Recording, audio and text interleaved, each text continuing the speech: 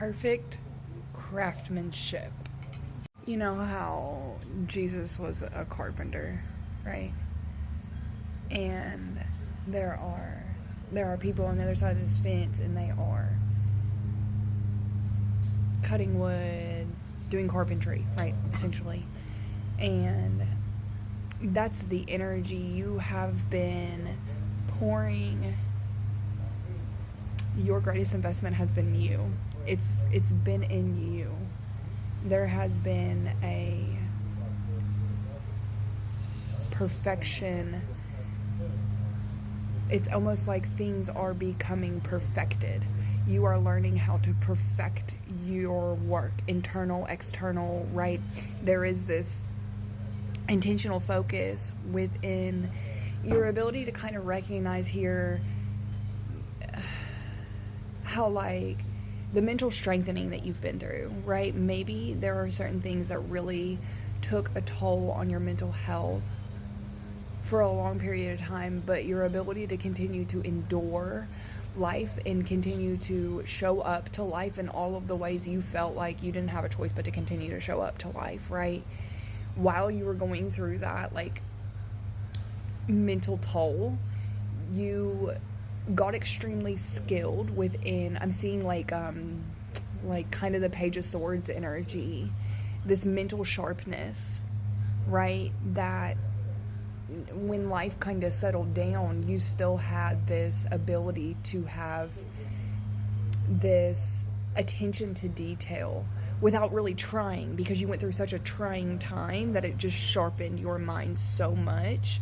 Acuteness is what I'm hearing. That now, when life happens again, or life is demanding a lot of your energy and your attention, and it's going to need you at your mental best, right? Now, it's like you're able, by going through that trying time and still, like, having to show up for work, it's like it crafted you perfect craftsmanship in the mind, in the emotional well-being, the physical well-being. You are able to handle life now because you went through all of that. You're able to handle life. Life doesn't take such a toll on you, even if there are things happening externally that are difficult, right? Harder things, trials, tribulations. You hear this all, right? Like, you are, like, it's giving. Look at you. You did it. It's giving, like, responsible adult.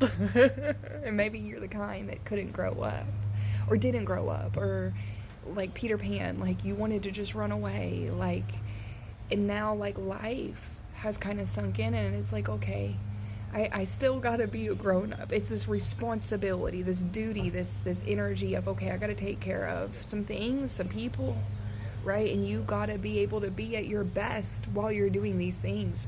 And because you went through that trying time, you have been prepared or well crafted into being able to do these things. You're able to handle life now. You have completed the cycle. Now it's like, no matter what happens outside of you, externally, you're able to bring the most balanced version of you, this wholeness, this completeness, because you've completed that cycle of, like, letting things outside of you kind of crush you, but you were being crushed like grapes were being crushed into fine wine, dude. And, like, there is this ability to be able to protect this feeling that you have inside of you. It's an internal feeling, even if externally things are wonky or balanced or going topsy-turvy or doing things, or, you know, life, right? But you're able to have this balanced, you can protect this wholeness inside. It's a feeling inside, right? You have stopped this entity, if you will, this devil energy, right? And stepped into this leadership role that you are. You've stepped into this I'm hearing divinely oriented. You are able to be exactly where you need to be, at the best version of you, at the wholest, fulfilled version of you, even if things externally aren't like that, right? Because no longer does this entity, it's stopped.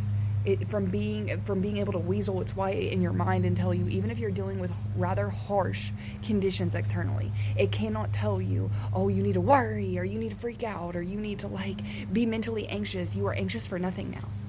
Do you see who you've become and blossomed into? I love you.